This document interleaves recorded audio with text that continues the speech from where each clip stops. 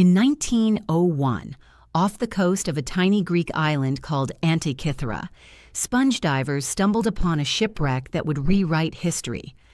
Among the treasures they pulled from the sea, statues, coins, pottery, there was a small, corroded lump of bronze.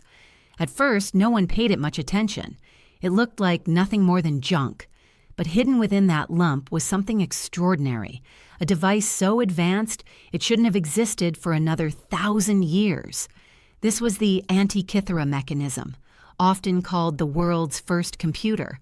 The shipwreck was massive. A Roman cargo vessel loaded with treasures from Greece, heading toward Rome around 60 BCE. For decades, archaeologists studied the artifacts, fascinated by the statues and jewelry. But the corroded gears were confusing. They didn't fit the story. Nobody in 100 BCE should have been able to build a machine like this.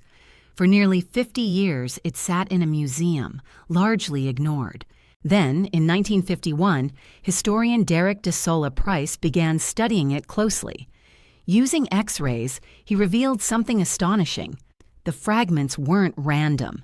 They were part of a highly sophisticated system of gears, an ancient machine designed to model the heavens.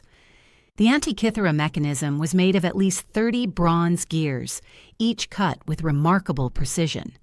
By turning a hand crank, the user could simulate the movement of the sun, the moon, and even predict eclipses. Dials displayed lunar phases, zodiac positions, and calendars.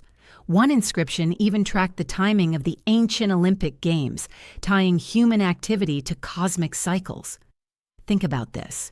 In an age before telescopes, before mechanical clocks, someone built a device that could predict the future, not with magic, but with mathematics and engineering. But who made it? That question has baffled scientists for decades. Some point to the followers of Archimedes, the legendary Greek inventor who lived a century earlier and was rumored to create astronomical machines. Others think it came from Rhodes, a hub of astronomical study at the time. What's certain is that whoever made it possessed an understanding of gearwork, astronomy, and craftsmanship far beyond anything we thought the ancient world capable of. Here's the shocking part. After the Antikythera mechanism, there's no record of anything like it for more than 1,000 years. The next machines of similar complexity don't appear until the astronomical clocks of medieval Europe. How could knowledge like this appear and then vanish? Recent 3D X-ray scans have revealed details that were invisible before. On the front, there were dials showing the zodiac and the solar calendar. On the back, there were spiral dials predicting eclipses and tracking lunar cycles with uncanny accuracy. The gears even accounted for the moon's elliptical orbit, something so complex it wasn't fully understood until modern astronomy. This wasn't a toy. It wasn't just symbolic. It was a working, practical device. And carved into the metal were tiny inscriptions, instructions for use. Imagine, the world's first user manual written over 2,000 years ago. The Antikythera mechanism raises as many questions as it answers. How widespread was this technology? Was it unique, the work of a single genius, or were there more like it that simply haven't survived? If machines like this existed, what else might the ancients have built that we don't know about? Did wars, fires, or the fall of empires wipe out this knowledge? Or was it deliberately suppressed, lost to history until rediscovered in that Greek shipwreck? Some scientists have called the Antikythera mechanism the first step toward computers. Not digital computers like the ones we use today, but mechanical ones. In a way, it's humanity's first glimpse of a machine designed to calculate reality itself.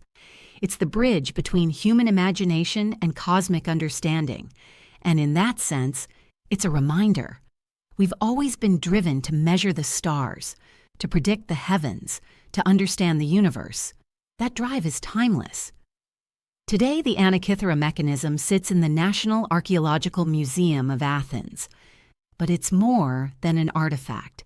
It's a symbol of how fragile knowledge can be, how entire technologies can rise, then vanish, only to be rediscovered centuries later.